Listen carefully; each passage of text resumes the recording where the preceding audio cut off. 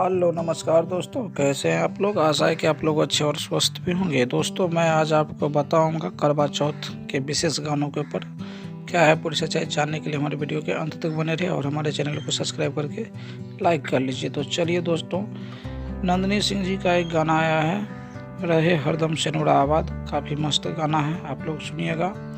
इसके बारे में मैं बता दूं कि फिल्म जो है सो पति पत्नी का प्यार खट्टा मीठा अचार भोजपुरी फिल्म है। गाना रहे हरदम से नूरा आबाद करवा चौथ से विशेष है। इसका मुख्य और गायक जो है नंदिनी सिंह जी हैं और संगीतकार ओम झा जी का है। गीत अरविंद तिवारी का है, डायरेक्टर अजय झा है।